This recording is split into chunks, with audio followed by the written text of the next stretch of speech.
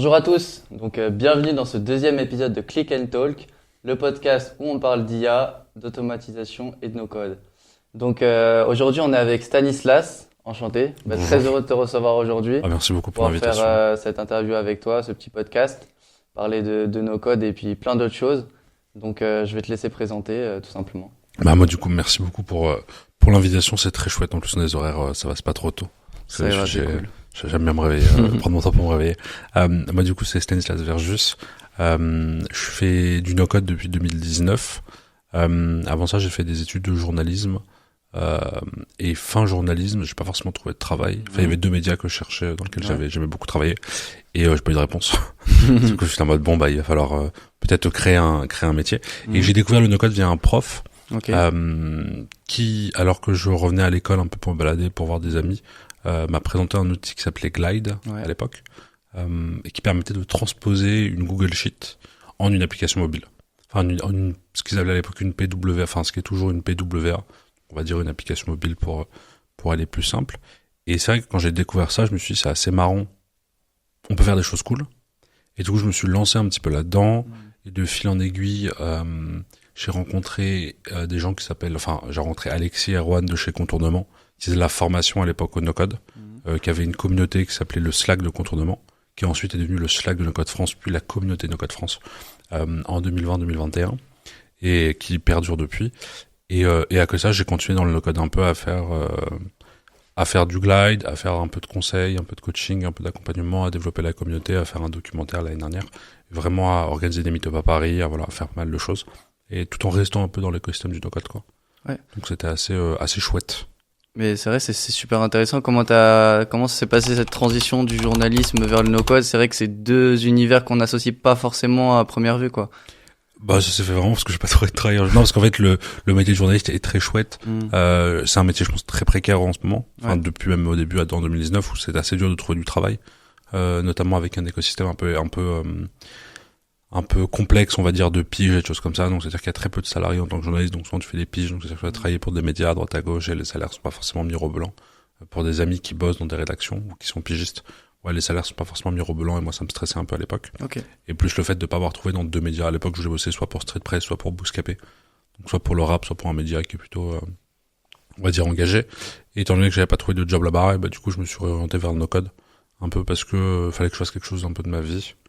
Que j'avais pas forcément envie de continuer mes études, et surtout que j'ai rejoint un truc qui s'appelle les étudiants entrepreneurs, du réseau Pépite, et du coup pendant 2 ans j'ai pu garder le statut entrepreneur et lancer entre guillemets ma boîte et découvrir un peu les bases de l'entrepreneuriat qui étaient très chouettes, qui parfois il y a un peu de tout dedans, mais en vrai c'était intéressant.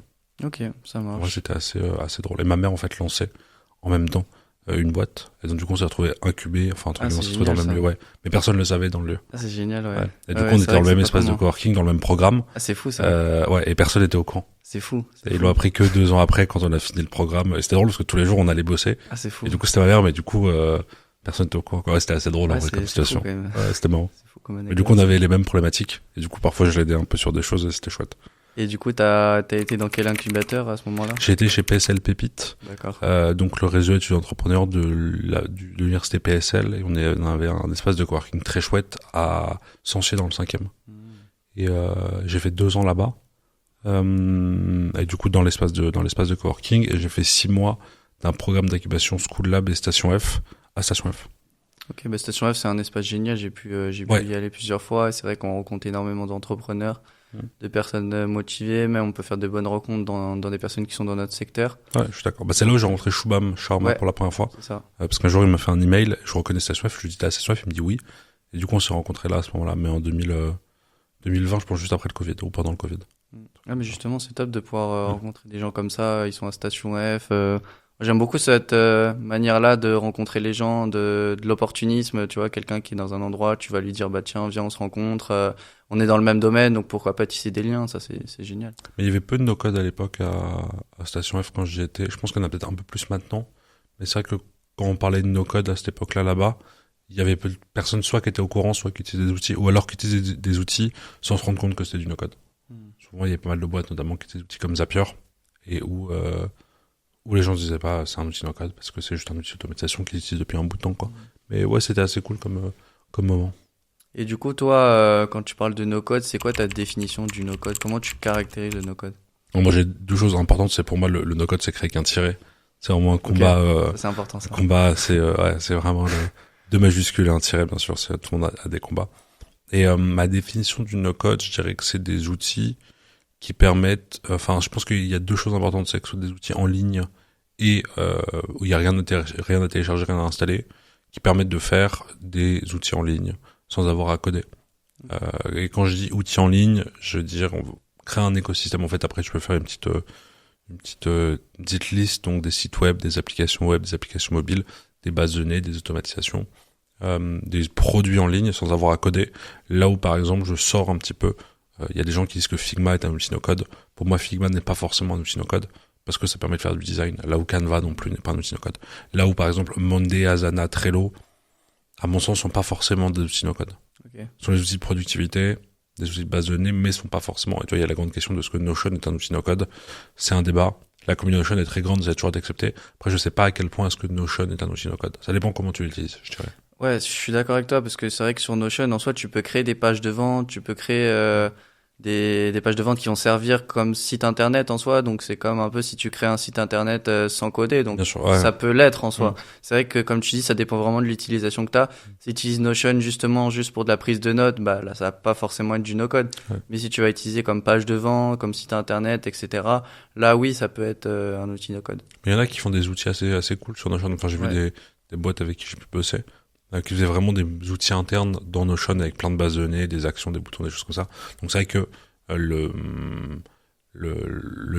c'est l'usage de l'outil qui peut définir si c'est un outil no-code, même si il y a eu une grande époque où il y avait un peu ce buzzword un peu no-code et tout le monde voulait mettre le mot no-code un petit peu partout. Donc on a vu des CRM no-code, des choses comme ça. C'est chacun sa vision du no-code, mais c'est vrai que à mon sens, il y a vraiment ce côté où il faut pouvoir créer quelque chose avec le no-code. En fait, il faut que ce soit de base, que le code soit requis. Ouais. Faire du dessin, j'ai besoin de code pour faire du dessin, quoi. Donc voilà, chacun un peu ça. Bah forcément, il y a no code, c'est de supprimer le code. Puis après, il y a code, low code, no code. Donc c'est sûr que voilà, forcément, il y a plusieurs étapes aussi. Mais je sais pas si c'est forcément supprimer. Enfin, je pense que l'intérêt dans l'outil no code, c'est que si tu sais coder, tu peux l'utiliser et rajouter du code. Ouais. Mais par contre, tu peux l'utiliser sans savoir coder, quoi. Moi, je sais pas coder. J'ai très peu de compétences techniques et je peux faire des outils no code, des outils internes sans souci, quoi. Parce que ces outils existent et parce que ça me permet de faire ça, quoi. Justement, je rebondis quand tu parlais de Notion. C'est vrai que maintenant, il y a beaucoup cette culture du template. Sur tous les outils no-code, maintenant, on a des templates, que ce soit gratuit, que ce soit payant. Et c'est vrai que ça fait énormément gagner de temps aux personnes qui veulent pas construire leur propre front ou leur propre base de données. Comment tu vois cette perception du template? Est-ce que tu penses que c'est positif? Est-ce que tu penses que il y a peut-être un peu trop de duplication à ton sens? Bah, c'est marrant parce que hier, je lisais un article un peu là-dessus qui a été que Jonathan Lefebvre, quelqu'un qui bosse sur la productivité, a partagé, qu'Alexis Kovalenko a repartagé, etc., qui a été écrit par une autre personne, et qui parle un peu du mythe de la productivité, et justement des templates. Et en fait, c'est intéressant parce que j'ai plus le nom de l'auteur. Je suis désolé, je le retrouverai. Et il expliquait que aujourd'hui, on vendait vachement de templates pour être productif. Par contre, parfois, tu avais des templates qui étaient beaucoup trop puissants, et en fait, qui rendaient improductifs, parce que par exemple, il parlait d'un exemple où il parlait de liste des livres qu'il avait lus, et il y avait une case qui était est-ce que la couverture elle est rigide ou elle est souple. Et tu vois, lui il était en mode en fait on vient amener à cette notion de productivité plein de choses très complexes pour au final un usage très simple. Okay. Et c'est vrai que je trouve que le template est assez intéressant, peu importe l'outil. Par contre, moi je me suis rendu compte que j'ai acheté des templates que j'ai jamais utilisés. Je pense que ça arrive à beaucoup de gens. Alors moi j'aime beaucoup Ben Issenman de chez il avait fait un template qui s'appelait Freelancer Kit ou je sais pas quoi, je l'ai acheté. Okay. Je l'ai jamais utilisé.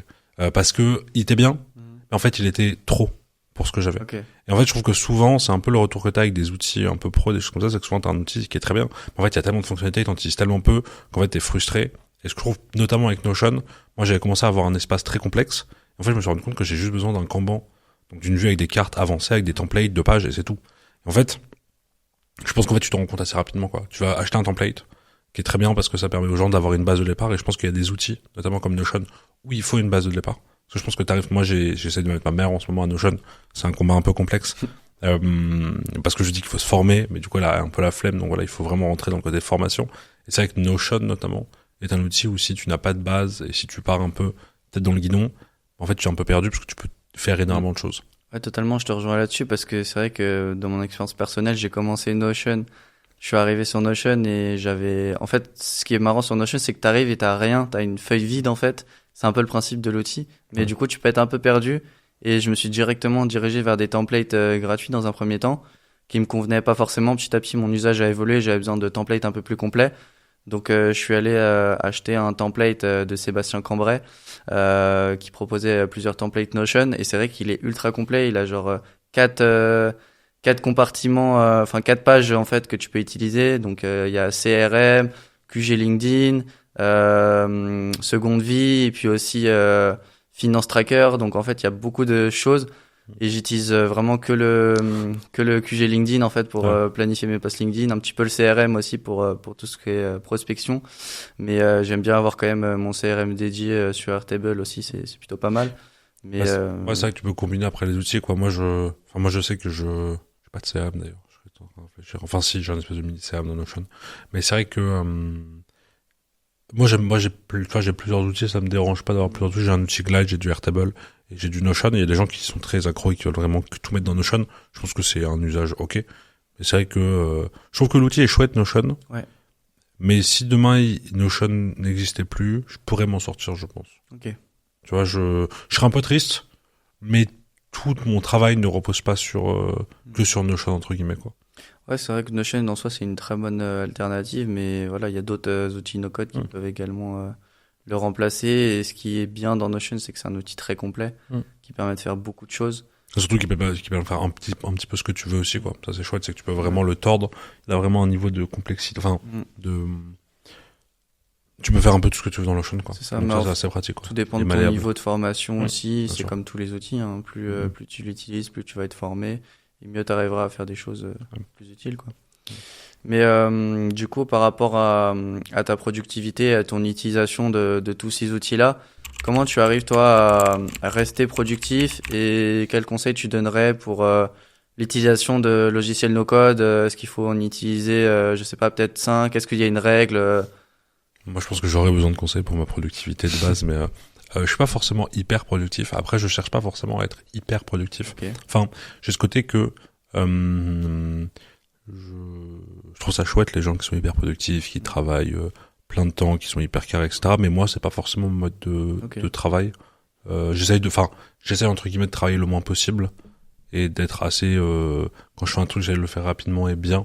Et comme ça, après, j'ai du temps libre et je peux faire autre chose. Je commence à automatiser un petit peu de choses dans ma vie pro, mais notamment des trucs assez bêtes, genre des automatisations. En gros, quand les gens me contactent, ils reçoivent un email automatique, ce qui permet d'avoir à éviter d'avoir à réécrire un email quand les gens reprennent. Et après, du coup, je reviens dessus. Et donc, je réponds à cet email automatique venant de moi pour leur dire, je prends la main dessus et du coup, ça discute. J'automatise un peu la création de factures en ce moment. Je suis en train d'essayer de bosser un petit peu là-dessus. Et sur l'inscription, parce que j'ai changé de système de gestion de factures, etc. Et je trouve que l'autom, ça peut être intéressant en vrai d'automatiser un petit peu des petites actions. Et après j'essaie d'être un peu organisé quand même quoi. J'ai la petite page Notion dans laquelle j'ai mes différents clients. Par client, j'ai des pages, je donne accès à ces pages à ces clients, comme ça ils ont accès aux documents, etc. J'ai testé à des moments de faire des espaces clients que je pouvais faire sur Glide, vous avez accès à leur doc, etc. Sur quoi les clients les utilisaient pas. D'accord. Et du coup j'ai un peu perdu l'intérêt de ça. Mais ouais, je suis pas forcément la meilleure personne en termes de productivité. Okay. Si ce n'est que j'essaye de bosser que les 3/4 de mes tâches, je les fais le matin. Okay. Enfin, c'est le matin. Imaginons que j'étais que en free, du coup, j'avais pas parce que je donne des cours aussi à côté. Ouais. Donc, imaginons que j'avais une semaine de freelance classique où j'avais des missions. Je pense que je travaillerais beaucoup de 10h à 14h. En fait, j'ai une méthode bizarre, c'est que, peut-être de 11h à 15h. C'est que je mange souvent tard et je suis assez productif sur l'heure de 11h midi. Okay. C'est sûrement aussi parce que je viens de me lever, parce que je me lève assez tard. Mais, et après, je pose aussi pas mal le soir, en vrai. Ça m'arrive. De bosser sur les coups de 22-23 heures. C'est vrai que l'après-midi, j'ai un peu la flemme. Après, en fait, ça dépend aussi de ce que je fais, quoi. Ouais, ok. Mais c'est vrai que comme je fais des missions, du coup, on va dire, pour des prestats, pour des clients, mais je suis pas très fan de la partie gestion de projet. La partie de devoir faire des calls clients, faire des briefs, etc. Ouais. Donc j'aime bien bosser avec des agences ou avec des gens qui savent ce qu'ils veulent et qui ont déjà un brief. Et moi, du coup, je fais que l'exécutif. Donc du coup, ce qui me permet de savoir ce que j'ai à faire dans ma to-do list. Okay. Et après, du coup, j'ai juste à venir prendre ma to-do list et faire toutes les actions que j'ai à faire dedans, quoi. Okay. Pour l'outil. Ça marche. Mais c'est intéressant. C'est vrai que on a beaucoup ce mythe de la productivité, il faut être productif, etc. Mais en fait, chacun fait à son rythme. En soi, chacun va bosser comme ça lui convient. Et il vaut mieux avoir, je sais pas, 4-5 heures dans la journée, on est super productif, plutôt que de vouloir travailler toute la journée et au final d'avoir des moments où on n'est pas productif et de pas savoir ce qu'on doit faire, etc. Après, forcément, on a tous des trous dans la journée, on est un peu moins productif. Ça peut être après manger où on digère, ça peut être... Il y a des gens qui sont du matin, il y a des gens qui sont du soir. Et il faut savoir, en fait, de toute façon, petit à petit, quand tu vas travailler et que tu vas être en freelance un peu tous les jours, tu vas comprendre les moments où tu es le plus productif et tu vas adapter ta journée en fonction de ça. Moi, je sais que j'aime beaucoup quand j'ai des tâches qui prennent beaucoup de temps, où je dois bosser dessus, je le fais le matin parce que c'est là où je suis le plus frais. Et si j'ai des calls clients, des visios, voilà, je dois contacter des gens par email, etc. Je le fais plutôt l'après-midi. Tu sais, parce que je me dis, allez, mon cerveau est plus frais le matin, et l'après-midi, bon, voilà, Ouais, je vais me consacrer à mes visios. Et c'est vrai que ces routines-là, je les ai calquées aussi sur des gros entrepreneurs. C'est pas forcément, je pense, la bonne idée d'aller regarder les routines des gros entrepreneurs, mais voilà, je me suis dit que ça pouvait me convenir et je me le suis adapté à moi-même. Je très peu de culture en gros entrepreneur, donc je te croirais là-dessus. Non, mais c'est vrai qu'après moi je pense que je pense que la meilleure aspect du productivité, c'est enfin, j'ai envie de dire, comment tu sais que t'as une bonne productivité, c'est si tu délivres ce que tu t'es engagé à faire, quoi. C'est que je pense que si t'as une mission client, je sais pas, si tu signes une mission client et tu te dis, bah voilà, dans 3 semaines c'est fait, dans 3 semaines c'est fait, que tu bosses 2 heures par jour ou 20 heures par jour, y a pas de souci, quoi. Si par exemple t'as une mission client et elle a 3 mois de retard, ouais, il y a une problématique, quoi. Mais c'est pour ça que moi je me suis rendu compte que du coup je prends jamais de rendez-vous avec des gens le matin. Je les prends toujours l'après-midi, enfin c'est de 14h à 17h, mes créneaux. Et en fait je me rends compte que parfois quand je les ai le matin à 9h, bah ça me force à me lever. Mais c'est pas mal aussi. Ouais, je me suis rendu compte que quand j'avais des trucs à 9h30, parce que je donne pas mal de cours et les cours sont tôt. Enfin sont pour moi tôt. Donc je dois me lever genre non, je vais dire ça, je vais me faire insulter après, mais je me lève genre vers 6h30, 7h30. Donc qui pour moi est tôt, parce que j'aime bien dormir le matin. Parce que je me couche tard aussi. Okay. Mais c'est vrai que du coup après je suis réveillé, quoi. Ouais. Et donc après tu vas bosser, tu fais ta vie, etc. Donc c'est pas mal aussi parfois d'avoir des rendez-vous à 9h du matin. Moi je suis pas fan, mais au moins ça te force à te lever, et quand t'es levé, bah moi j'arrive pas à me recoucher, donc je vais travailler, quoi. Il y a aussi cet aspect-là de... j'aime pas ce terme, hein, mais d'être esclave de ses clients, entre guillemets. Il y a beaucoup de gens qui disent ça, tu vois. Moi je suis pas forcément d'accord avec... déjà ce mot me dérange, on n'est pas esclave de ses clients, mais c'est vrai qu'il y a beaucoup de personnes qui prônent aussi le fait d'avoir une agence de prestation de services et beaucoup de délégués. Ça dépend vraiment des gens aussi, parce qu'il y a des gens qui ont du mal à déléguer, parce qu'ils veulent s'assurer que la prestation est vraiment de qualité. Il y a aussi ce management-là qu'il y a derrière quand tu veux déléguer les prestations de services à tes clients. Qu'est-ce que t'en penses, toi, un petit peu de tout cet aspect-là? Bah, moi, enfin, en ayant beaucoup d'amis qui ont des boîtes avec des salariés, etc., moi, c'est vraiment pas un monde vers lequel je tombe aujourd'hui. Quand j'entends pas les galères, mais ce que ça amène, ce que ça demande aussi d'un point de vue financier, etc., c'est pas forcément le monde vers lequel j'ai envie d'aller. Je suis très bien tout seul. 2, parce que je pense que je suis pas forcément un très bon manager, et que j'ai pas forcément envie de prendre le risque et de vivre avec ce risque entre guillemets financier, de devoir dépendre, enfin bref, tout ça.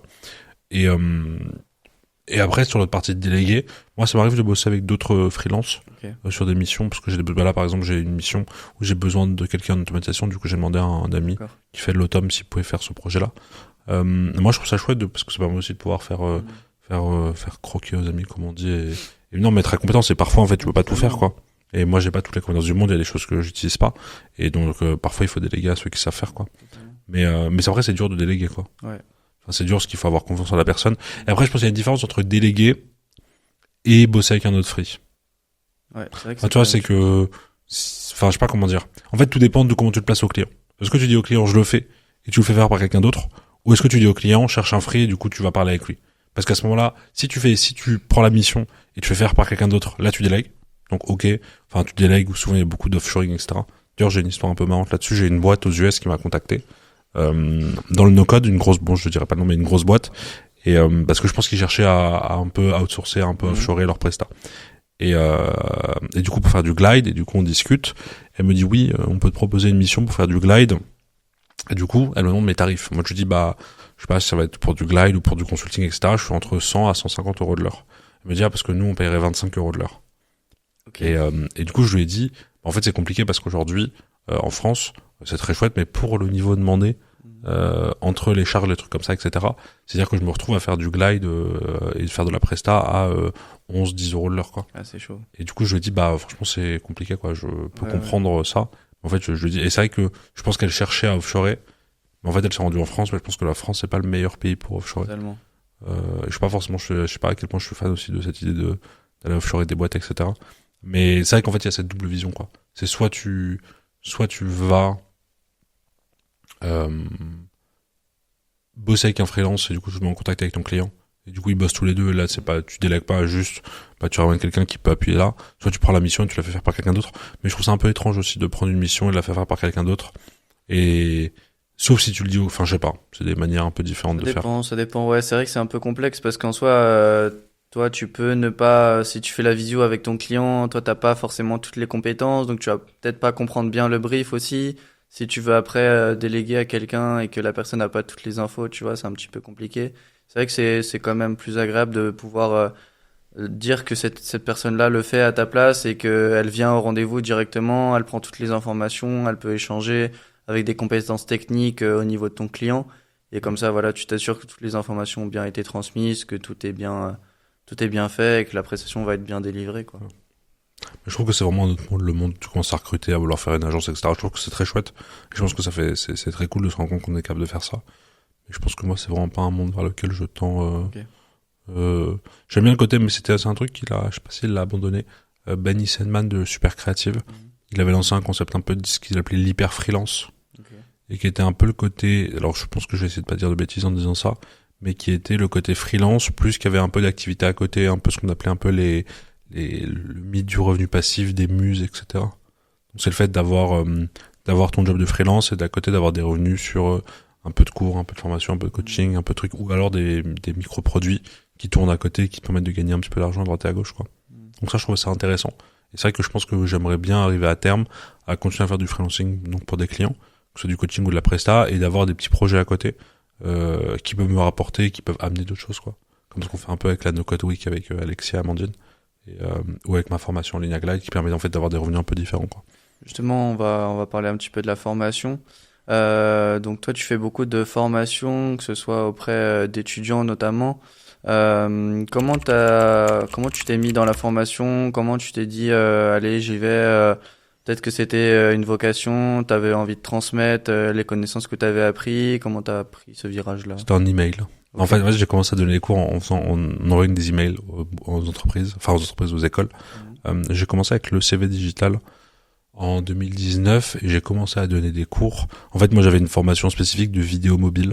Ouais, j'ai vu ta vidéo YouTube sur le CV digital. Ah oui. Ok. Sur l'application. Et exactement. Moi, j'avais donc de base, je forme j'ai commencé avec un truc qui s'appelle le Labo 158 à Roubaix, à la condition publique d'un ami qui s'appelle Julien, qui était un labo média et journalistique pour les jeunes. Et du coup, j'ai commencé à former en 2017. Je me souviens de ma première formation, c'était un enfer. Je transpirais, c'était horrible. Et 2017, ouais, et du coup, je formais les étudiants à utiliser leur téléphone comme un outil de tournage de A à Z. Et en fait, j'ai commencé à l'ECV en formant à ça avant de former au no-code. Et donc, en septembre 2019, j'ai eu ma première classe qui était des M1, alors que je sortais de licence 3. Okay. Donc, techniquement, ils étaient même un peu plus grands que moi, ou voire de mon âge. Et ça, il y a le recul maintenant, je peux le dire. Parce que maintenant, ils sont tous plus jeunes que moi, donc il n'y a pas de souci. Et du coup, je formais, à la vidéo mobile, donc à comment filmer avec son téléphone. Et j'ai fait ça dans 3 écoles, et ensuite, j'ai fait rentrer le no-code là-dedans.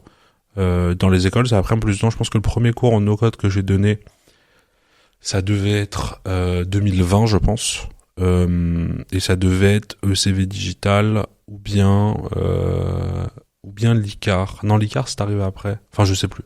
C'était pendant le Covid, en tout cas, c'était en visio. Ouais, j'ai fait beaucoup de cours pendant le visio. Ouais. Mais j'ai fait beaucoup de vidéos de digital, j'ai fait des cours. Enfin, là, cette année, j'ai bossé pour les FAP, l'ICAR, le SP, le SD, Aforem, Nanterre, Assas, TSM.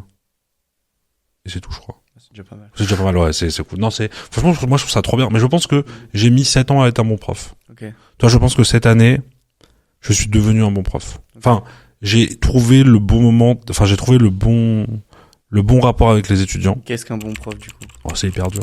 Qu'est-ce qu'un bon prof? Je pense qu'il y a un truc. C'est, savoir trouver ton placement entre être proche de tes étudiants et en même temps être le prof. Okay. Tu vas pas être trop dur parce que sinon personne ne fait rien. Clairement. Pas être trop pote parce que t'es pas pote avec eux et sinon tu fais marcher dessus. Donc je pense que c'est trouver le bon truc et c'est marrant, c'est une étudiante qui a dit ça ou un étudiant, je sais pas. Voilà. À la pédago, il a dit Stan est un bon prof parce qu'en même temps il est assez proche de nous pour qu'on veuille lui fasse plaisir et en même temps c'est pas notre pote. Ouais. Donc en fait ils font le travail. Il faut être dans l'entre-deux, quoi. Il faut être dans l'entre-deux. Parce que si t'es trop proche d'eux, c'est fini parce que ça va être tes potes et ça va mettre une relation bizarre. Et si t'es trop loin, bah du coup tu les perds et pas accrocher. Et être un bon prof c'est compliqué. Je pense que il faut faire des blagues. Ouais. Je pense qu'il faut faire attention quand tu fais des blagues parce que en fait je deviens vieux entre guillemets et parfois je fais des blagues et ça passe pas parce que je suis pas drôle. Et après, je pense qu'il faut être passionné, en vrai. Et je pense que si t'es passionné, et il faut avoir envie de transmettre, il faut avoir beaucoup de patience. Totalement. Et beaucoup de recul, et beaucoup de, le mot m'échappe, beaucoup de résilience. Je pense que il faut être capable de te dire, je vais dire aux étudiants de m'écouter, aux étudiantes de m'écouter, je vais montrer quelque chose, et il faut que 30 secondes après qu'ils aient fini, que j'ai fini ma démonstration, que quelqu'un me pose la question sur ce que je viens de montrer, que je le réexplique sans dire putain je viens de le montrer. Et ça c'est un peu dur. Bah en fait il faut savoir intéresser, il faut savoir être captivant. Il y a aussi maintenant c'est beaucoup visuel. Il faut avoir quelque chose de très visuel, captiver aussi l'auditoire, que ce soit en appuyant ses propos sur une présentation qui est assez visuelle. Maintenant on a beaucoup d'outils pour faire des présentations, notamment Figma qui est assez utile. Mais c'est vrai que il faut savoir captiver, c'est pas facile de captiver, surtout auprès d'un public qui a pas le même âge que nous. Et voilà, donc c'est sûr. Mais non, j'ai eu 55 classes je crois cette année, et il y en a 3 avec qui c'est compliqué, le reste ça se passait bien. J'étais beaucoup surpris par des classes où je m'attendais pas forcément à ça, et je me rends compte que les premières années à chaque fois me surprennent beaucoup. Je suis assez content de ça parce que je trouve qu'il y a vraiment un truc assez intéressant avec les personnes qui sortent je trouve ça assez cool de voir leur investissement, et du coup moi je les ai eu beaucoup en vidéo sur les premières années.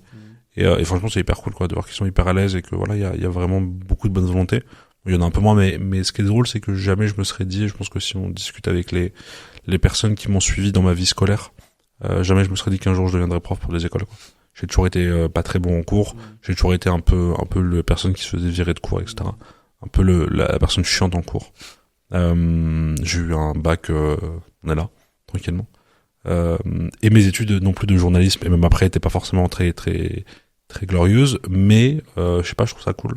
En fait, c'est pas la même chose en soi. C'est quand t'es à l'école, tu dois apprendre les choses. Des fois, on t'impose aussi des partiels, on t'impose d'apprendre des choses que t'as pas forcément envie d'apprendre, alors que quand t'es de l'autre côté, t'es enseignant, donc là tu vas apprendre, tu vas transmettre ta passion. C'est totalement différent comme métier. Tu vas vraiment transmettre tes connaissances, transmettre ta passion. Et puis voilà, comme t'as dit, il faut faire preuve de patience, faut faire preuve de résilience. Puis c'est vraiment un gros enjeu de réussir à captiver l'auditoire, de réussir à intéresser, que les personnes posent des questions. Et toi, justement, tu as aussi, je suppose, beaucoup d'élèves qui viennent te voir après le cours ou qui t'envoient des messages pour te poser des questions, pour t'aider sur des projets, peut-être. Ça dépend. En vrai, ça dépend des écoles. Genre, je donne beaucoup de cours dans une école qui est de management de l'art. Donc, ça sort un peu de leur cursus, mais cette année, c'était assez chouette. J'en ai parfois qui ont des besoins un peu spécifiques pour commencer à utiliser des outils. Après, ça dépend des projets. Mais souvent, j'ai des gens qui bossent, parce que j'ai pas mal d'étudiants en alternance. Parfois, ils viennent me voir parce qu'avec leur entreprise, ils ont des besoins spécifiques par rapport à ça. Donc, ça dépend un peu des profils. Mais là, je pense que j'aimerais bien, là, c'est un truc sur lequel j'ai bossé un peu cet été. C'est sur le côté pédagogique, parce que je pense que, il y a un besoin aujourd'hui de repenser un peu la pédagogie, en tout cas peut-être en no-code et ailleurs des études sup. Et du coup, c'est un truc sur lequel j'aimerais bien bosser, de réfléchir à comment est-ce que pédagogiquement tu peux bien transmettre et bien apprendre, et on va dire sortir du slide et étudiants qui regardent, ou du prise en main et étudiants qui regardent, et peut-être du coup créer des espaces de pédagogie un peu plus participatifs, dans lequel du coup tu peux, sur un temps donné par exemple une journée, 2 journées, vraiment faire rentrer les gens dans la matière, dans la production, etc. Justement, pour rebondir sur ça, toi tu crées beaucoup d'espaces numériques, des espaces de travail, donc c'est vrai que ça peut aussi être des espaces de formation puisque dans une de tes vidéos YouTube, t'as parlé du fait que t'as déjà été sur une formation où t'avais ton petit personnage et que tu te déplaçais, je sais plus comment il s'appelle l'outil. Gazer Town. Voilà, c'est ça. Et ça, c'est super interactif. On a fait d'ailleurs notre visio ensemble sur cet outil et j'ai beaucoup aimé parce que c'est vrai que ça change un petit peu des visios classiques, Teams, Google Meet, Zoom, etc. Et c'est une nouvelle façon de penser le travail, de penser la formation et ça peut vraiment captiver les élèves, quoi. Bah, c'est vrai qu'il y avait du coup Gazer Town, qui est un outil qui ressemble à du entre guillemets visuellement à du Pokémon, à du Habbo Hotel, mais qui sert à faire des visios ou à discuter en groupe. C'est un outil qui est sorti pendant la période de la Covid et du confinement, et nous on l'a utilisé pas mal à une époque parce que pour la communauté No Code France, on faisait un peu des rendez-vous, on discutait. À un moment, on l'a implémenté pendant 1 an et du coup on avait 9 entreprises qui avaient leur bureau dessus et qui passaient leur journée à bosser là-bas et à se balader. Et donc c'est vraiment une petite vision entre guillemets, mais qui a ce côté où tu peux vraiment faire un peu le design customisé de ton espace de travail. C'est un outil qui est très chouette. Après, je pense que les formations, moi ça m'arrive de faire des formations à distance ou en présentiel. Je préfère un peu le présentiel, mais là où le téléprésentiel peut être assez utile aussi. Mais je pense que Gazer Town, du coup les bureaux virtuels sont assez intéressants dans le cadre du travail. Et notamment si t'as beaucoup de gens à distance, je sais que j'ai pas mal de boîtes, des boîtes comme WeWeb, comme Auto, comme Contournement qui l'utilisent assez souvent parce qu'ils ont des équipes un peu partout dans le territoire. Et du coup c'est pratique parce que ça permet d'avoir une présence des gens qui sont pas forcément à côté de toi dans le bureau, ou si t'as pas de bureau même, directement sur un espace virtuel, quoi. Mais ça c'est top aussi de pouvoir... Je connaissais pas du tout ces espaces de travail là et c'est vrai qu'on a pas mal de fonctionnalités, notamment les salles de réunion où tu sais quand tu veux te réunir en groupe c'est pas forcément utile. Même nous en tant qu'étudiants aussi on a du mal des fois quand on fait des projets de groupe. Tu sais on est dans une classe classique et après il faut faire des groupes, etc. C'est pas forcément évident. Là t'as des salles de réunion, t'as tout ce qu'il faut en fait pour être à l'aise et travailler ensemble, quoi. Ouais, totalement. Il y a vraiment ce côté quand t'es à distance en tout cas de pouvoir vraiment t'organiser beaucoup plus simplement, quoi, sans avoir à passer de plein de visios en plein de visios. Et ça c'est assez cool, même si je pense que le marché aujourd'hui est assez calme et il y a pas grand monde quand on ressent le besoin. Et j'ai discuté il y a pas longtemps, il y avait un outil français qui essayait de se lancer, mais je crois que au dernier nouvelle en allant regarder sur le site ça avait fermé. Il y avait un autre outil qui en faisait aussi, mais ça a fermé aussi. Parce que j'ai discuté avec des étudiants qui avaient comme projet de lancer un concurrent à Gazer en bureau virtuel. Et en fait, je leur montrais les exemples. À chaque fois, les exemples de gens qui avaient essayé, ça avait fermé. Donc, je leur ai dit, c'est pas forcément le meilleur projet, mais si vous avez le temps, allez-y, n'hésitez pas, mais ça a l'air d'être un peu technique. Mais il y a une boîte qui fait ça assez bien, qui s'appelle Work Adventure, une boîte française. Et ça marche bien parce qu'ils ont pas mal de projets un peu avec des grands comptes, avec des choses comme ça. Et ils sont un outil open source. Et tu penses qu'il y a un vrai marché à ce niveau-là? Pour quelqu'un qui sait oui, je pense qu'il y a un marché pour tout à partir du moment où tu sais comment l'adresser, comment le chercher. Je pense que oui, il y a des besoins parce qu'il y a encore pas mal de boîtes à distance et en remote, etc. Après, je pense qu'aujourd'hui il y a peut-être des questions de coût aussi. L'outil est pas très cher, mais après est-ce que c'est une prio dans les boîtes? Pour moi, c'est pas un gadget, c'est un truc en plus dans la boîte, mais c'est pas un truc qui est essentiel. Okay. Tu vois, j'ai envie de dire entre augmenter tes salariés et payer l'outil, je pense que mieux vaut augmenter tes salariés, quoi. Bien sûr. Mais c'est un truc, si t'as les moyens, c'est un truc qui est vraiment très chouette à implémenter. Ouais, totalement, parce que c'est aussi fidéliser tes salariés, c'est aussi leur montrer qu'on leur propose des choses aussi pour les impliquer un peu plus quand ils sont à distance et voilà, leur rendre un peu plus fun l'expérience aussi, tu vois. Ouais, totalement. C'est ce côté-là qui est super intéressant. Mais du coup, par rapport aux outils no-code, maintenant on a cette relation-là entre les outils no-code et l'intelligence artificielle. Comment tu vois la connexion entre le no-code et l'intelligence artificielle de ton côté? Il y a pas mal d'outils qui commencent à l'intégrer. Alors, bien ou pas, c'est vraiment une question de point de vue. Moi, je sais que Glide, qui est un outil que j'utilise beaucoup, l'intègre assez bien et permet du coup de pouvoir un peu toutes les... Enfin, ils ont intégré, je pense, OpenAI et peut-être d'autres outils. Et donc, par exemple, tu peux venir évidemment générer sur un prompt, générer une information, un texte, etc. Et c'est vrai que moi, j'ai une démo que j'aime bien faire. Alors, il va falloir l'imaginer. En gros, il faut savoir que en fait, ça venait d'un hackathon qu'on avait fait à une époque, mais du coup, maintenant, je peux le refaire beaucoup mieux dans Glide. En fait, il faut savoir que l'eau n'est pas forcément potable dans la France. Il y a des moments en France où l'eau n'est pas potable, l'eau du robinet. Et en fait, il y a un truc qui s'appelle une API, qui est une base de données publique dans laquelle il y a les relevés d'eau. Et donc en fait, on a fait une petite application sur Glide où quand tu mets le nom de ta commune, ça te sort un rapport basé sur ce relevé-là. Et en fait, ce qui va se passer derrière, c'est que ça va faire des appels API pour récupérer l'information. Et en fait, ça va récupérer le fichier CSV. Et en fait, je dis à l'IA, regarde ce petit fichier et fais-moi un rapport basé sur les données du fichier. Et en fait, au lieu moi de venir mapper les différents champs, etc., lui prend le fichier et vient directement générer un petit rapport. Donc ça, c'est vrai que c'est un usage assez cool au sein des outils. Et après, c'est vrai que je pense qu'il y a pas mal de choses assez chouettes et il y a beaucoup d'outils qui cherchent à l'implémenter. Il y a des outils qui l'implémentent. Je sais pas, il y a un grand monde, il y a un grand fantasme autour de génération de sites par IA. Ouais. T'es pas trop fan? Bah, je sais pas, les templates, c'est bien, quoi. Enfin, aujourd'hui, j'ai pas vu de site généré par IA que je trouvais dingue. Ah, moi, j'en ai trouvé un pas mal, ça s'appelle Durable Co.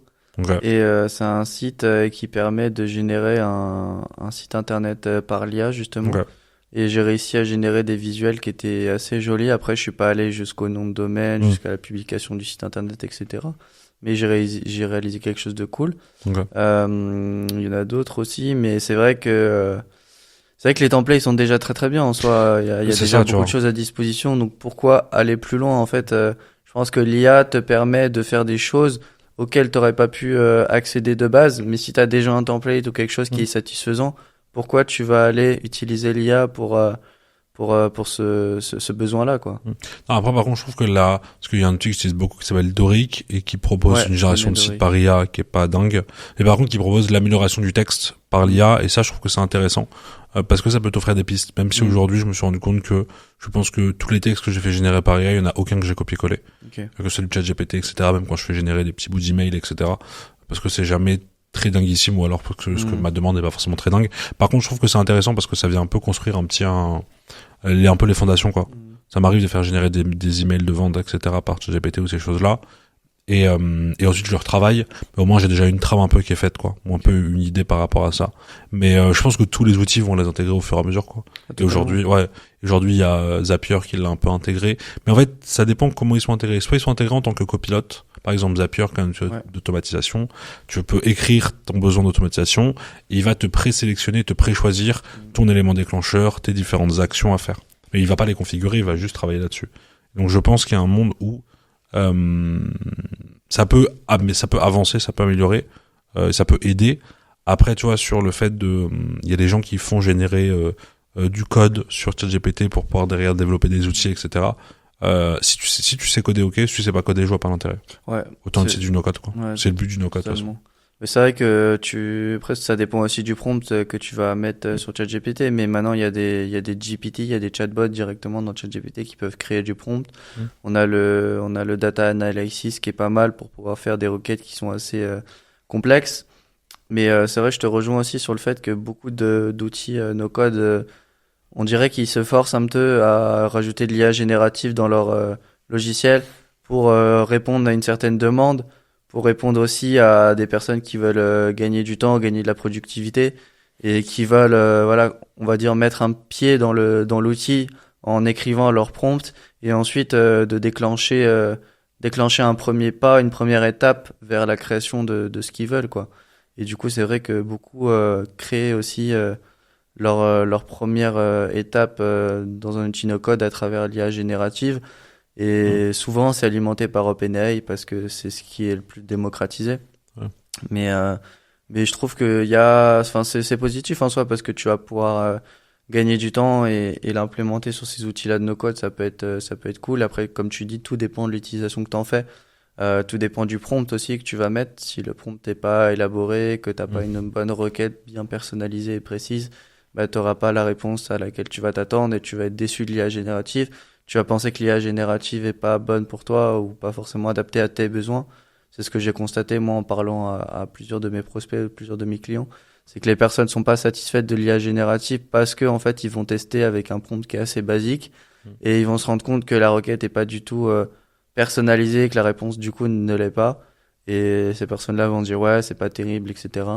Mais en fait, l'IA générative, c'est un peu comme les no-code, finalement. C'est des outils qui sont accessibles à première vue, mais que finalement, tu as besoin d'une formation pour pouvoir vraiment les utiliser à 100%. tu vas pouvoir, en fait, il y a des gens qui utilisent ChatGPT à 10% de sa capacité parce qu'ils vont rentrer des prompts basiques, ils vont avoir une réponse basique et après, du coup, ils vont devoir repasser 1 heure ou 2 à refaire leur mail derrière parce qu'ils vont pas être satisfaits. Alors qu'en fait, si tu fais une bonne formation, que tu vas apprendre le prompt engineering, etc., bah là, tu vas pouvoir utiliser ChatGPT plus puissant, de façon plus puissante. Et à ce moment-là, tu vas avoir des meilleures réponses.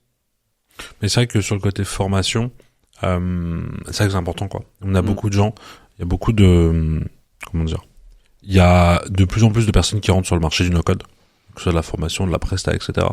Et moi, je tombe sur beaucoup de pubs sur les réseaux de formation no-code, de trucs qui vendent du rêve, qui me promettent de devenir riche, etc. Je pense que si j'étais riche, on ferait pas ce podcast ici, on ferait ça sur la Tour Eiffel ou ailleurs, etc.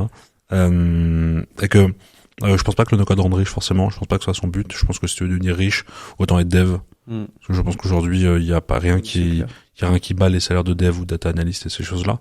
Il y a évidemment une source de business. Par contre, je pense qu'il faut se former. Il faut faire attention aussi avec qui on se forme. Il y a des boîtes pas ouf dans le no-code, comme il y en a partout. Il y a des boîtes qui font des formations pas ouf dans la vie, donc pourquoi il y en aurait pas dans le no-code? Il y a des boîtes qui vendent un peu du rêve, etc., mais quand même un peu partout.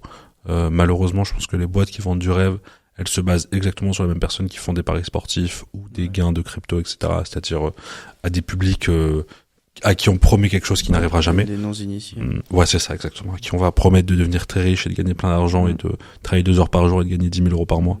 Chose qui n'existe pas, sinon je pense que si la personne avait trouvé ça, elle le partage. Enfin, en tout cas, si je découvre une technique pour travailler 2 heures par jour et gagner 10 000 euros par mois, je pense pas que je la partage forcément. Ou alors peut-être à des proches, mais bon.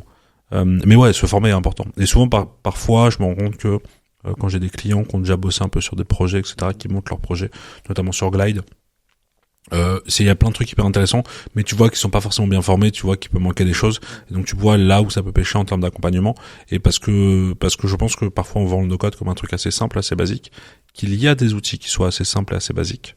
Par exemple, je pense qu'Airtable, tu peux le prendre en main, tu peux faire des choses assez facilement.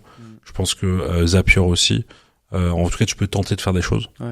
Je pense que des outils comme Webflow, comme Bubble, comme Glide, comme Make, là, il va falloir tu peux tenter de faire des choses. Mais voilà, tu vas être limité. Non, soit t'es un ou une Traquitos et du coup bah y a pas de souci parce que tu comprends tout. Soit ouais, tu vas galérer et après c'est normal quoi. Mais après c'est comme tout, il y a pas de choses qui sont innées quoi.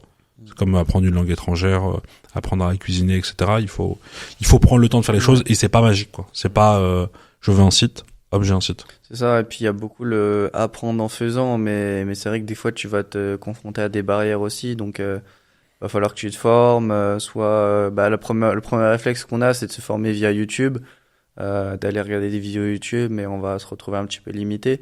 Mais je trouve qu'on a un gros problème en France sur le marché de la formation. On a de moins en moins de formations qualifiées et vraiment qui donnent vraiment de la valeur perceptible et concrète. Et c'est vrai que c'est compliqué des fois de trouver des bonnes formations. Tu peux aller sur des sites comme Udemy ou des choses comme ça qui vont te vendre des formations. Il y a des étoiles, les gens ont noté, etc. Mais tu sais pas vraiment en fait la valeur ajoutée de la formation. T'as pas d'aperçu de quoi que ce soit. Donc c'est vrai que moi je me tourne beaucoup vers le marché américain notamment parce qu'on a des formations qui peuvent être plus qualifiées et plus après aussi, le marché américain, des fois, un petit peu en avance, donc aussi on a des informations qu'on n'a pas en France. C'est comme tout hein, après, mais c'est vrai que ça pourrait être bien d'implémenter des nouveaux critères d'évaluation dans les formations, quoi. Bah, ce qui est encore ok dans le no-code, c'est qu'on a un peu des grands acteurs qui font la formation de manière bien, entre guillemets, qui sont cool. Le no-code, ça va. Ouais, dans le no-code, en vrai, ça va. Après, il y a des questions aussi de genre de CPF, de choses comme ça, de Calliope, etc., qui parfois sont possibles, parfois sont pas possibles, parce que c'est des questions de plein de choses, de titres, etc. Enfin, moi, c'est des questions qui me dépassent. Mais c'est vrai qu'aujourd'hui, tu vois, si tu veux te former, enfin, si demain tu viens me voir en disant, je viens de me former sur ça, je sais chez qui t'envoyer, parce qu'on a à peu près tous les spectres qui sont faits, et donc qui te permettent d'aller te former sur tel ou tel outil, assez simplement, et avec des gens, il y a de tout. Il y a des gens qui forment bien, il y a des gens qui forment moins bien. Mais en tout cas, je sais que si je connais quelqu'un qui a un besoin, je sais chez qui l'envoyer et quelqu'un en qui j'ai confiance, quoi. Donc, que ce soit du Webflow, du Bubble, du Glide, etc. Je sais chez qui renvoyer sans souci, quoi. Donc ça, c'est quand même assez chouette. Et dans tous les cas, si je sais pas, je connais quelqu'un qui connaîtrait. Mais techniquement, aujourd'hui, je pense que, ou alors il y en a pas, parce qu'il y a des outils où il y a pas de formation. Mais par contre, je pense que je connais, au moins une personne capable de former sur ou un organisme capable de former sur un des outils qui sera demandé, quoi. Ouais, après, tu vois, le no-code, ce qui est bien encore, c'est que on n'en parle pas encore comme la révolution du siècle, tu vois. Par exemple, quand je prends l'intelligence artificielle, bah, tout le monde a des formations sur l'intelligence artificielle maintenant et tu peux te perdre très facilement en allant sur une formation d'intelligence artificielle, vu que maintenant ils nous le vendent comme la révolution du siècle, tu vois. Et c'est vrai que c'est assez compliqué d'aller sur des formations qui sont vraiment à bonne valeur ajoutée. Et c'est vrai que encore sur le no-code, c'est bien parce que on va pas dire que c'est de niche. Maintenant, c'est très connu le no-code. Mais voilà, on a encore aussi. Tu peux aller sur des acteurs qui sont qualifiés. C'est encore un secteur où il y a beaucoup de proximité, de réseau, etc. Mais je pense pas forcément qu'il y ait une grande révolution no-code ou un grand truc comme il y a pu y avoir pour l'IA ou pour le métavers, etc. À moins qu'un grand acteur du numérique s'en prenne, si par exemple, même si tu vois Amazon a lancé Unicode et ça, voilà, ça a été ok. Donc je pense que parce qu'il y a moins ce côté, je pense que tu vois l'IA a beaucoup marché parce qu'il y avait ce côté un peu le fait et surtout palpable, tu vois, le fait d'avoir ce système de chat qui marche assez bien, etc. Là où le no-code, tu dis demain à quelqu'un dans la rue, t'es capable de faire un site. Ouais, c'est déjà plus complexe. Ouais, et surtout ça va pas forcément à tout le monde. Et je pense que ça va rentrer. Enfin, moi je l'attends. Hein, j'aimerais beaucoup. On l'espère. On s'est toujours dit cette année ça va être l'année, et pas du tout. Mais peut-être que ça arrivera. Sinon, je pense que ça va rentrer dans les mœurs doucement, quoi. Et ça va rentrer. Et puis les gens en feront. Et puis il y aura pas ce grand avènement. Même si tu vois, on a une chance, c'est qu'en France on a une belle communauté. Bon, aujourd'hui on a un chiffre un Vanity Metrics qui est de 13 000 personnes. On est entre guillemets, on est la plus grosse communauté structurée dans le monde. Et je pense qu'on est une des seules communautés basées sur une langue ou sur un pays qui est structurée. Justement, pour resituer un petit peu sur la communauté de France, tu peux nous raconter un peu comment ça s'est fait, vu que toi t'es le cofondateur de cette communauté. J'étais cofondateur, co-initiateur, co-porteur, on va dire. J'ai fait des blagues sur la communauté. Donc, je vais dire le no-code apparaît non. 2019, Erwan et Alexis, deux anciens de chez Simplon, créent un truc qui s'appelle Contournement. Je parle à leur place, hein, je me permets maintenant en tant que porte-parole. Ils lancent des formations sur le no-code, parce que Erwan y croyait beaucoup, Alexis aussi, en présentiel, etc. Ils fondent un truc qui s'appelle le Slack de Contournement, qui est un Slack avec leur communauté. Donc des gens qui avaient fait la formation, etc. Donc pas mal de gens le rejoignent. Moi je le rejoins, je pense, sur les coups de décembre 2019, et je rencontre Alexis en janvier. Et tout de suite, j'ai ce truc de vouloir participer à cette communauté et faire des choses. Donc la communauté, elle grossit assez, et on atteint janvier 2020, non pas janvier 2020, pardon, juin 2020, à je crois 600 personnes, un truc comme ça, ou peut-être 400 personnes, ou un chiffre assez conséquent de personnes inscrites. Et il y a beaucoup d'événements, on fait pas mal de choses, etc. Il y a pas mal de webinaires, et il y a un peu une petite team qui se forme, qui sont un peu les gens qui étaient là un peu au début, qui étaient assez actifs. Des gens assez soudés. Ouais, c'est ça, d'une dizaine de personnes qui se disent ok, on a envie de faire quelque chose. Septembre 2020, enfin pendant l'été, on réfléchit un peu, et il y a l'envie de vouloir passer du Slack de Contournement à No Code France, qui serait du coup une communauté au No Code. D'accord, et donc sortir de ce côté Contournement et aller sur No Code France, et c'est acté en septembre 2020. Et ensuite ça monte, donc en termes de personnes, il y a des posts sur LinkedIn, etc. Il y a plein de gens qui la rejoignent. Et donc on est toujours là à l'animer un petit peu avec Alexis, d'autres personnes, des Kitty Rose, des Marina, des Théo, etc. qui étaient à l'époque, des Thibaut, et tous ces gens-là qui étaient là à cette époque-là. On a une chaîne Twitch qui est lancée où il y a des lives. Maintenant, aujourd'hui, il y a des lives tous les jours presque. Enfin, tous les jours, ouais, sur Twitch. Il y a un podcast qui sera lancé un peu plus tard. Il y a des meet-up qui sont lancés.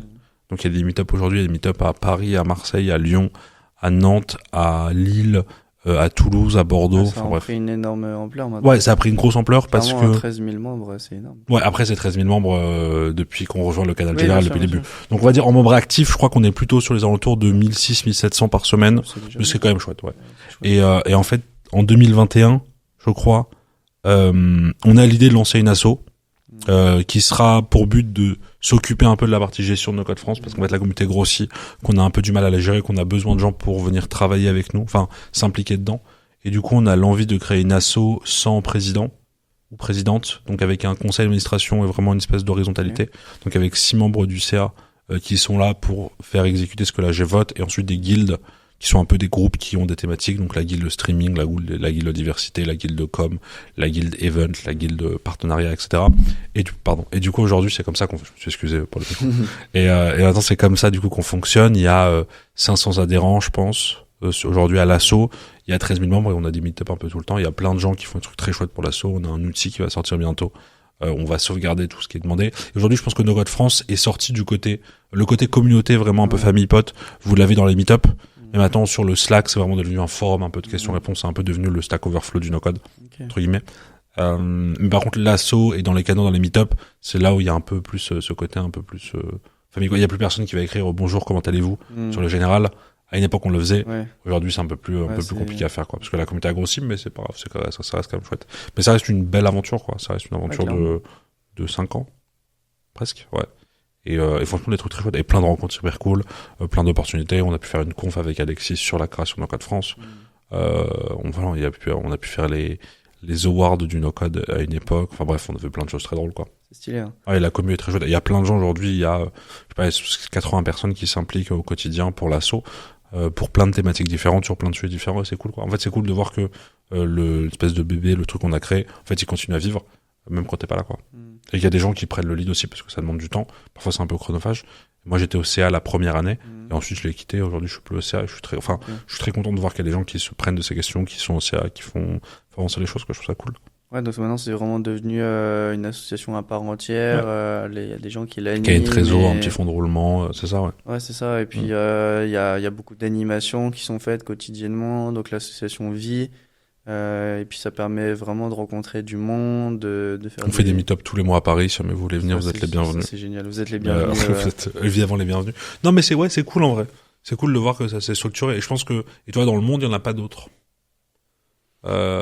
Parce qu'on a un côté très chauvin aussi, je pense. Et parce que je pense que Contournement a fait un truc chouette, c'est qu'ils ont été d'accord, même si ça servait évidemment pour leur business, de passer d'un Slack de leur business à un Slack public. Je me souviens pas qu'on ait forcément forcé la main à Alexis, peut-être qu'on a été insistant. Mais non, mais je pense que toi, il y a ce truc-là aussi, c'est que évidemment il y a un côté business, mais je pense que l'assaut aujourd'hui représente plus le côté, on va dire entre guillemets populaire et qui fédère.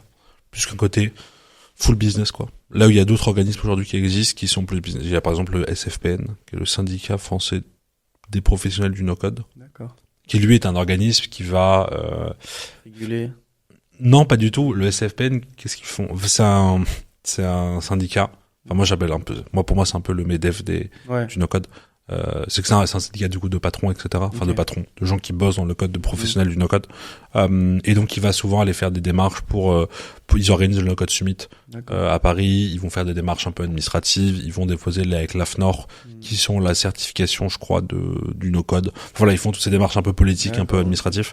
Là où l'assaut, on fait des lives sur Twitch et on fait du. Je veux dire, c'est que l'assaut, c'est pas la même chose. Elle a pas du tout cette porte. Elle a une portée business, mais c'est pas notre but, quoi. Notre but, enfin. Après, je parle pas, mais je crois qu'aujourd'hui, le but de l'assaut, c'est pas forcément d'avoir des salariés, c'est pas de rouler sur l'or, c'est pas d'aller faire des démarches admin. Par contre, c'est d'aller faire des meet-up, faire des moments, faire des événements, etc. Ouais, donc ça permet de mettre en relation des gens qui sont dans l'assaut, beaucoup de rencontres doivent se faire justement pendant les meet-up. Ouais, pas mal. Créer des synergies. Des gens qui bossent ensemble, c'est ça. Ouais, bosser ensemble par la suite et créer des outils, créer des communautés. Ouais, totalement. Des formations. Donc effectivement, toi tu parlais de no code, donc t'es aussi dans la formation, mais t'as fait aussi un film, Révolution no code. Est-ce que tu peux nous en parler? Ouais, bien sûr. Révolution no code, c'est un doc, c'est un film de 41 minutes. Je crois 40 minutes 59 qui est disponible sur YouTube évidemment en accès libre. Vous pouvez aller le voir. Vous pouvez aller le voir sur sa chaîne YouTube directement. Non, c'est un documentaire qui parle des gens qui font le no code. En fait, qui font le no-code dans tous les sens du terme, qui bossent dans des outils, donc qui développent des outils no-code, qui l'utilisent en tant que freelance, qui l'utilisent en tant qu'agence. Et c'est venu un peu une discussion que j'ai eue avec Alexis à un moment, Kovalenko. On était au Monoprix à Ledru-Rollin, et moi je dis que j'avais très envie de filmer des trucs autour du no-code. Et que j'avais envie de créer un instantané, et que ce serait intéressant de filmer des choses un petit peu là-dessus, parce qu'on avait toujours cette réflexion de se dire, si un jour le no-code devient très populaire, ce serait marrant qu'on ait des archives de meet-up à l'époque, etc. Et on s'est toujours ce truc, vas-y, on va filmer, chose qu'on a rarement fait, mais c'est pas grave. Et du coup, je me suis lancé dans l'écriture du doc, et je me suis dit, ok, qu'est-ce que j'ai envie de raconter? Et j'ai pu par le passé faire quelques petits projets un peu de documentaires et de photos. Et moi, ce que j'aime bien bosser, c'est les humains qui sont derrière ça. Et en fait, j'avais plein de pistes possibles. J'avais la piste de parler de business, de parler d'argent, de parler de personnes, etc. Et la piste qui m'a intéressé le plus, c'était vraiment de raconter des histoires de personnes qui font le no-code. Et donc j'ai écrit mon petit scénario, j'ai écrit mon petit dossier, etc. Et j'ai fait un financement participatif parce que ça coûte de l'argent un film quand même. C'était plus en termes de déplacement. Et du coup, j'ai fait un financement participatif. Je cherchais de base 4 000 euros. Okay. Je suis arrivé à 10. C'est plutôt chouette. Donc, t'as pu élargir. Donc j'ai pu élargir ton spectre. Ouais, même si en fait, je me suis rendu compte que, en fait, ce qui s'est passé, c'est que j'ai commencé en avril l'écriture et j'étais entre guillemets en full time sur le doc de mai à septembre. Ok. Donc mai, juin, juillet, août, septembre, donc 6 mois. Et en fait, en étant en full time sur le doc, en fait, j'avais pas pris en compte dans mes calculs financiers, mon quotidien, quoi, pendant 6 mois. Okay. Et donc, en fait, 4 000 euros, j'aurais été, parce qu'en fait, tu pouvais pas faire des missions clients, tu te payais pas. Bah en fait, juin, j'étais en full tournage tout le mois, et juillet, août, j'étais en full montage et septembre aussi. Ouais, donc en fait, je me suis payé, en fait, avec les 10 000 euros, je me suis payé, je me suis payé même pas. J'ai payé mes frais pendant les 6 mois de déplacement, etc., de tournage, de matos, etc. Et ensuite, j'ai payé, ma bouffe et ma vie pendant 5 mois, quoi. Mais ouais, il me restait, je crois, enfin, pas grand chose, mais c'est pas grave, ça allait tranquillement. L'été était tranquille. Au moins, j'ai pu sortir le doc, et donc, et donc en fait le doc c'est des récits de personnes qui font le no-code. Donc dedans il y a du monde très chouette, des gens avec des histoires assez intéressantes et vraiment l'envie du doc c'était vraiment de montrer les parcours des gens qui font le no-code aujourd'hui, que ce soit des gens comme Joyce qui avant faisait de la finance, il faisait pas de la finance, elle faisait de l'audit je crois, si c'est pas de bêtises. Je sais plus, il y a audit et il y a un autre truc. Conseil. Ouais, je crois qu'elle faisait que de l'audit. Elle faisait de l'audit et du coup elle s'est retrouvée à faire du no-code aujourd'hui, à bosser pour WeWeb et à faire de la pédagogie. Lilian, qui faisait plein de petits jobs qui étaient un peu perdus, qui aujourd'hui fait du no-code. Muriel, qui était animatrice dans un centre de loisirs et qui aujourd'hui fait du no-code. Matt, qui était sociologue. Non, Matt, pas sociologue. Si, il a fait une thèse en socio et il bossait un peu en design après, en product management, qui aujourd'hui a une agence de no-code. Ouais. Carole, qui faisait des RH et de la psychologie sociale et maintenant qui fait du donc voilà, vraiment plein d'histoires un peu différentes. Et que je trouve assez chouette et que j'ai intégré dans le documentaire avec l'envie vraiment de montrer aujourd'hui qui sont les gens qui font le no-code, qu'est-ce que ça veut dire que faire du no-code, c'est quoi l'intérêt du no-code et pourquoi est-ce qu'aujourd'hui ils en font quoi. Tu vois, avec ce côté un peu communauté, ce côté outil et ce côté vraiment création dans le no-code. Ouais, bah justement, on s'est rencontrés à l'occasion de la projection de Révolution No-Code à Paris. Ouais. Et j'ai vu ça passer sur les réseaux sociaux et je me suis dit écoute, j'ai déjà entendu parler du no-code. Je sais pas vraiment ce que c'est, donc let's go, je vais y aller, je vais découvrir un petit peu ce que c'est le no-code. Et puis j'ai découvert vraiment cette partie-là d'humain, de comprendre les gens qui étaient derrière les outils no-code, comment ils l'avaient mis en place, pourquoi ils l'avaient mis en place, pour répondre à quel type de besoin. Et c'était super intéressant de voir des profils, notamment comme Carole, tu disais, qui était dans les ressources humaines, et qui est partie dans le no-code, tu vois, des secteurs qui n'ont pas forcément liés non plus.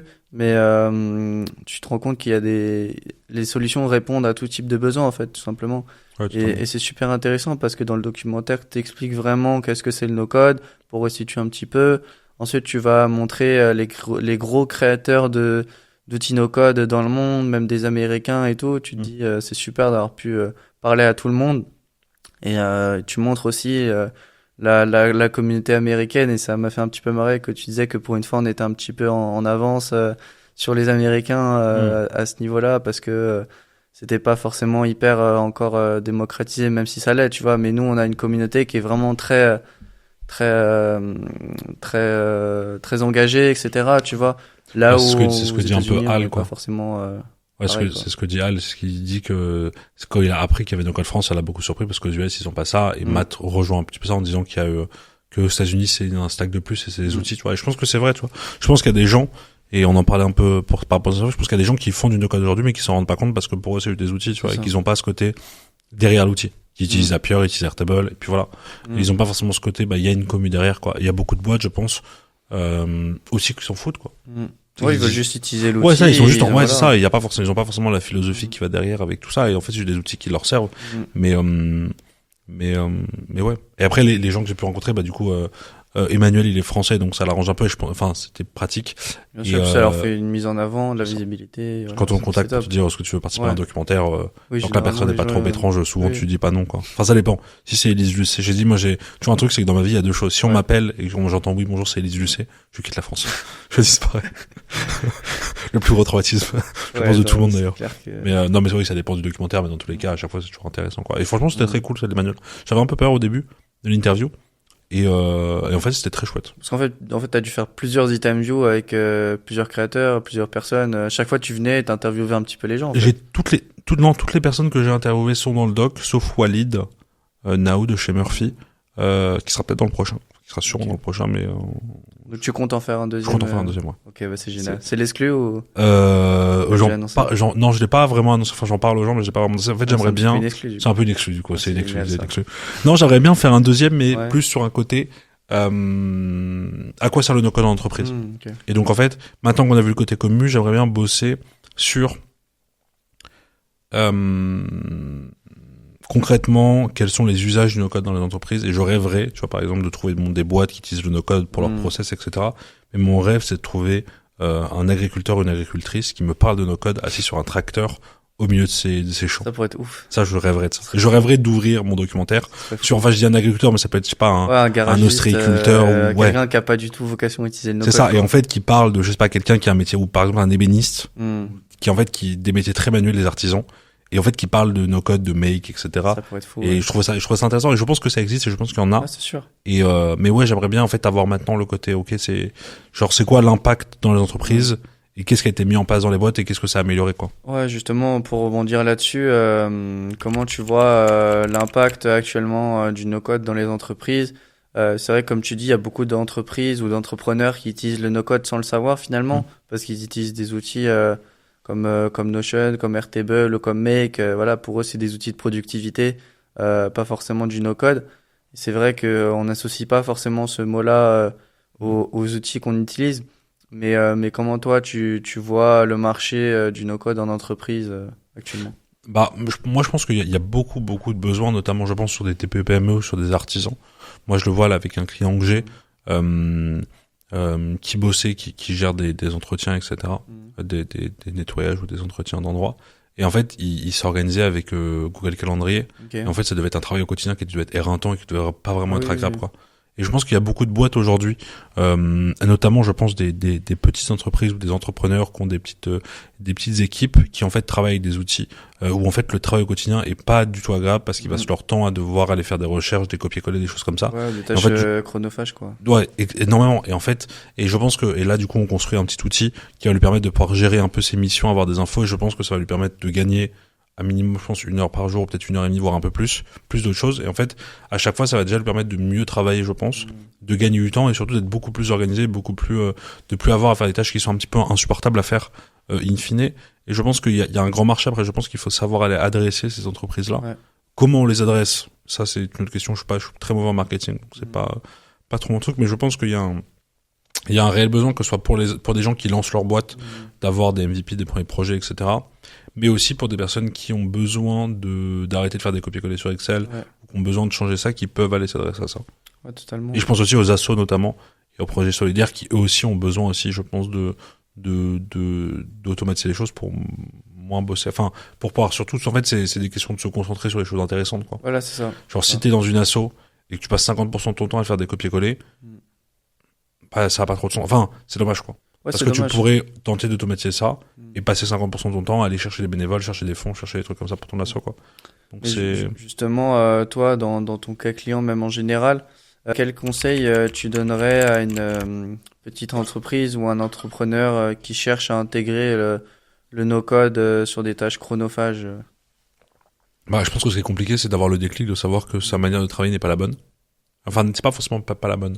Je pense qu'il faut déjà avoir ce déclic de se dire, parce que je le vois là je pense que le plus dur, c'est le côté gouvernance et s'adapter au changement. Je pense qu'il va être le plus dur pour le client actuel, parce que du coup, ça fait 2 ans qu'il bosse avec la même méthode et maintenant on va tout changer. Donc ça, je pense que ça va être assez compliqué à gérer aussi pour le client, parce que tu changes la manière de travailler. Mais je pense qu'en fait, il y a beaucoup de gens qui se rendent pas compte qu'ils ont forcément ce besoin-là, quoi, tu vois. Il y a beaucoup de gens, en fait, comme c'est leur routine, comme c'est leur manière de faire. Ça fait longtemps qu'ils font ça. Ouais, c'est ça, tu sais, pour eux, c'est une habitude, ils vont faire des copier-coller, c'est chiant, mais ça fait partie du business, c'est ça. Et, donc c'est compliqué à donner un conseil. Je pense que, quelqu'un qui a déjà le déclic et qui veut se lancer, tu l'orienterais vers quoi? Tu sais, par exemple, quelqu'un qui, prenons un exemple, imaginons, il passe son temps, bah voilà, comme tu dis, à faire des copier-coller sur Excel. moi, je rentrais tout le monde vers Glide, moi, mais non, Ouais. non, mais ça dépend du projet. Tu vas Pour créer, des outils internes, tu vas ouais. créer une application, tu vas créer. Bah, en fait, j'ai envie de dire, il y a deux choses. Parce que, je vais te donner deux exemples. Une fois, j'ai une personne qui est architecte, enfin, qui bosse en Ouais. archi, qui m'a contacté parce qu'elle me dit oui, on m'a parlé du no-code, j'aimerais faire un outil no-code, et j'aimerais développer un outil no-code pour moi, pour me gérer dans l'archi, etc. Il y avait un outil qui existait, et en vrai, je lui ai dit, en vrai, l'outil qui existe, il vaut 40 balles par mois, Ouais. l'outil qu'on va implémenter, il coûte 60 balles par mois, plus le prix de la presta, autant utiliser l'outil qui existe, qui est très bien, et qui a toutes les fonctionnalités dont tu as besoin. Ok. Tu vois, je pense que parfois, ça sert à rien de réinventer la roue. Hmm. Donc ça sert à rien d'aller chercher des outils, de faire développer des outils, alors qu'il y en a qui existent et qui sont parfois très bien. D'un autre côté, là, le client que j'ai, il a testé plein d'outils qui sont chers, qui fonctionnent pas avec plein de fonctionnalités, donc ça marchait pas. Et donc on a fait un outil spécifique pour ses besoins à lui, qu'il va pouvoir utiliser. Mais en fait, il est venu parce qu'il a, moi comme je suis spécialisé sur un outil et pas sur une verticale, c'est un peu spécifique parce qu'il vient de me voir parce qu'ils ont entendu parler de l'outil et que j'aimerais bien qu'on les accompagne là-dessus. Mais je pense que oui, le truc à faire, c'est si tu sais que tu as un besoin, d'aller regarder un peu les outils et sinon de venir sur le Slack de No Code France et de poser la question. Je pense que non mais en vrai ouais c'est ça, ou de venir me faire un message sur LinkedIn, etc. Mais c'est vrai que ce qui est compliqué, c'est qu'il n'y a pas d'outils qui correspondent à une problématique.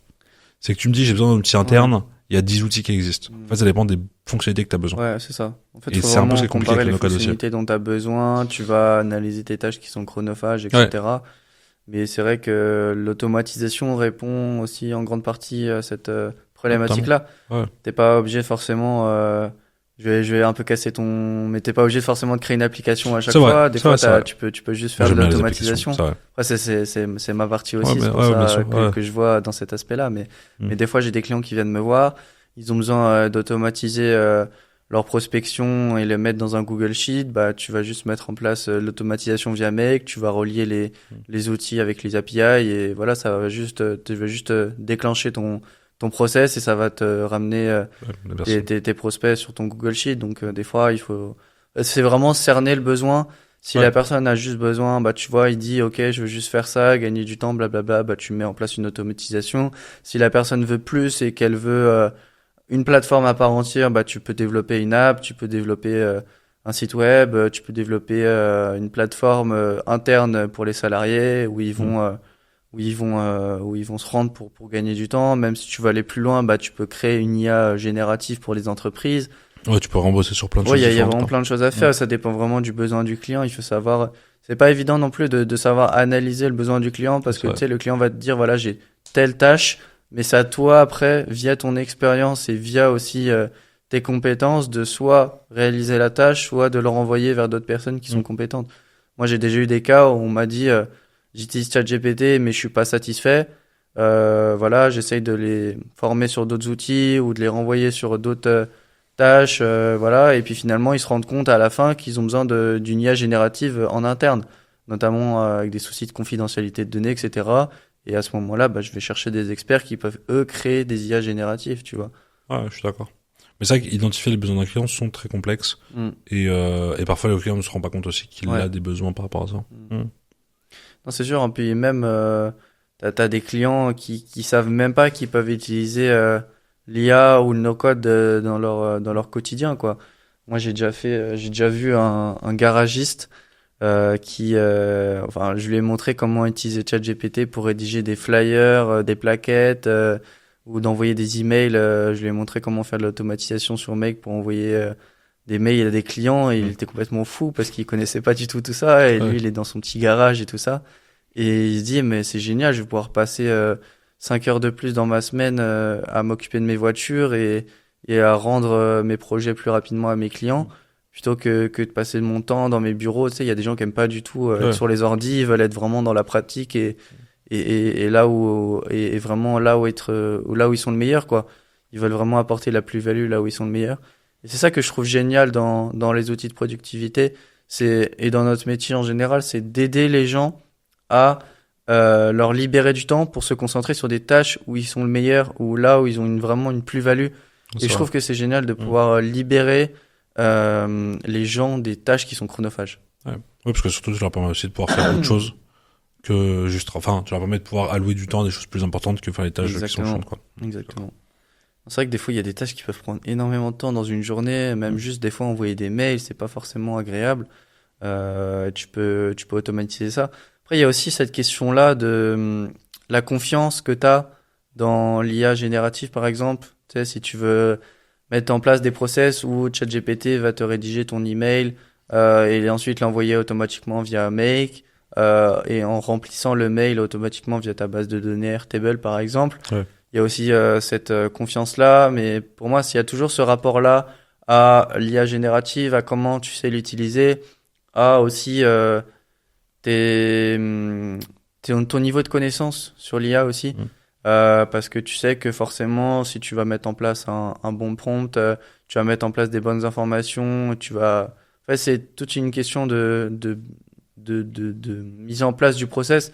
Tu vas mettre en place un process qui est élaboré ou non, et à partir de ce moment-là, il faut que tu mettes vraiment toutes les données à disposition. Si tu es face à un client, qu'ose pas mettre toutes ces données à disposition, tu vas te restreindre. Forcément, la solution va pas être à 100% efficace. Donc, il y a aussi cette solution-là des données. Mais c'est vrai que je peux comprendre. J'ai eu beaucoup de clients qui sont un petit peu réticents à ça. Et notamment, maintenant, il y a beaucoup de solutions qui s'ouvrent à eux. ChatGPT a mis en place un abonnement Team pour la protection des données, où ils n'entraînent pas leurs données sur les prompts des clients. Ou bien tu as Mistral AI, qui est une IA générative française, où on peut avoir une meilleure protection des données. Mais tu vois, il y a aussi toute cette question-là de sécurisation des données. Des gens qui ont du mal à passer le cap de l'IA ou du no-code même, parce que dans le no-code, tu vas devoir fournir une base de données adéquate pour pouvoir créer ton app ou ton site web. Ouais, ça change pas vraiment l'air, mais je pense que tout va évoluer aussi au fur et à mesure en fonction des nouveaux besoins, des nouvelles choses qui seront identifiées, quoi. Mais c'est vrai qu'on a déjà des labels qui sont mis en place pour la sécurisation des données. Mais je pense qu'il faut qu'on aille encore plus loin. Il faut qu'on aille encore plus loin dans cette sécurisation des données. Et puis, il faut qu'il y ait des labels qui se mettent en place, des régularisations qui se mettent en place. Ça commence à arriver petit à petit. Maintenant, je sais que j'ai vu sur Meta, ils commencent à mettre en place des labels IA, de dire aussi sur les contenus réseaux sociaux que ça a été créé par l'IA, etc. Il y a beaucoup de soucis par rapport au deepfake. Comment tu vois tous ces soucis-là d'usurpation d'identité, de contournement des règles? Non, c'est intéressant parce que ça fait aussi un parallèle avec mes formations un peu journalisme et des choses comme ça. Non, c'est vrai que j'ai vu, il y avait je crois que c'est Cyprien qui a fait une vidéo il y a pas longtemps, samedi ou dimanche, autour justement de ça, parce qu'il est parlé, parce qu'il y a des gens qui ont utilisé son image pour faire une pub pour un jeu qui est un espèce de scam où les gens peuvent gagner de l'argent, je sais pas quoi. Et en fait, du coup, il l'a transformé pour faire un truc autour de l'IA générative qui était franchement hyper intéressante et vraiment très chouette. Et franchement, je conseille de regarder la vidéo parce qu'elle est vraiment intéressante. Elle mène pas mal sur ces trucs-là.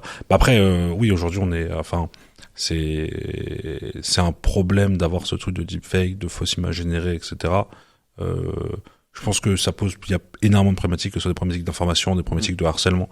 Je pense qu'il y a beaucoup de femmes aujourd'hui qui sont touchées par rapport à ça et que ça crée des problèmes et que c'est très chiant et que il devrait y avoir des autorités qui régulent. Après, toi, la question, c'est comment tu arrives à réguler ça, qui prend est-ce que c'est les États qui doivent prendre des choses ou est-ce que c'est les plateformes? C'est toujours le même débat. Ouais, est-ce que la modération des plateformes aujourd'hui le fait pas tellement? Tu vois, je prends Twitter /X. Ouais. Je pense que la question de modération, c'est pas la priorité d'Elon Musk, je pense aujourd'hui. Je pense que j'ai envie de dire, s'il y a des deepfakes, ça fait de l'interaction. Et donc, lui, je pense que ça lui convient parce qu'il peut dire qu'il y a des gens, il y a des marques qui vont, enfin, j'ai envie de dire parce qu'il peut dire qu'il y a de l'engagement, etc. Donc ouais, c'est un peu des choses techniques. Après, c'est nous, ce qu'on a toujours appris entre guillemets en journalisme, c'est si tu vois l'information de deux personnes différentes qui ne se connaissent pas et qui relaient l'information, c'est que l'information elle est plausible. Okay. D'accord. Et si t'as 3 sources différentes qui te parlent d'une même info qui se connaissent pas, c'est que normalement elle est un peu plus carrée. Sauf si évidemment tu te fais avoir. Mais c'est vrai qu'après je pense que c'est truster les médias. Tu vois, je pense qu'il y a toujours un monde où on a vu une implosion sur les réseaux sociaux d'espèces de médias alternatifs comme du Cerfia, du Mediavenir, etc. qui à mon sens sont des relais on va dire d'informations mais qui ont une légitimité qui peut être remise en cause Et je pense qu'après, il suffit de regarder les infos, quoi. Et je pense que des médias comme Le Monde, comme Le Figaro, comme Mediapart, etc., ils iront pas publier de fausses informations. C'est rarement arrivé. Et après, il faut faire gaffe, quoi. Mais après, j'avoue que je souhaite à personne de se manger des deepfakes, etc. Ça doit pas être marrant, quoi. Mais en fait, j'ai envie de dire, ça va servir aussi aux gens qui font du phishing, etc. Et franchement, ils sont forts, quoi. Enfin, moi, j'ai failli me faire scam il y a 3 semaines et le mail était trop bien fait, quoi. Ça m'a l'URSSAF, franchement, c'était nickel, quoi. C'est bluffant. Hein. Ouais. Et toi, ma mère a failli se faire avoir aussi. Ça arrive à tout le monde, tu vois. Mais c'est chiant. Mais malheureusement, est-ce qu'on peut faire quelque chose contre ça? Bah, pas tellement, quoi. Pas tellement. Il faut juste être au courant, quoi. Et faire attention. Ouais, non, c'est clair. Et comme tu dis, il y a quelqu'un qui doit prendre le lead là-dessus, mais on sait pas si c'est les États qui doivent réguler, si c'est les entreprises.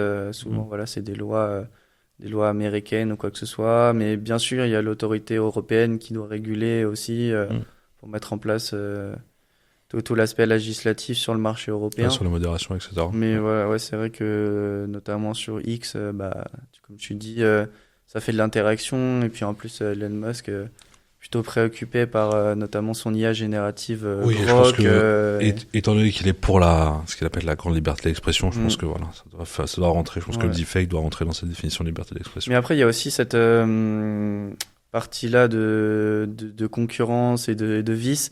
Parce que notamment sur Meta, ils vont mettre en place le label IA et ils vont dire que c'est un contenu qui a été créé par exemple Agen qui fait de la génération vidéo ou ChatGPT, et eux en interne ils développent leur IA qui va pas être mise en avant, tu vois. C'est toujours aussi ce souci-là de pourquoi ils le font. Il y a toujours quelque chose derrière. Après, c'est le problème des labels privés, quoi. C'est que souvent aujourd'hui. Mais ce qui est marrant, c'est qu'il y a beaucoup de labels qui sont des labels un peu, c'est marrant parce que tu vois, on a beaucoup ce monde en disant que les labels c'est hyper important, etc. Mais il y a beaucoup de labels où c'est. Ouais, c'est privé. Souvent, c'est des intérêts derrière. Ouais, ou soit c'est des trucs que t'achètes, tu vois. Ouais. C'est vrai que les labels sont un peu, c'est toujours un peu compliqué, quoi.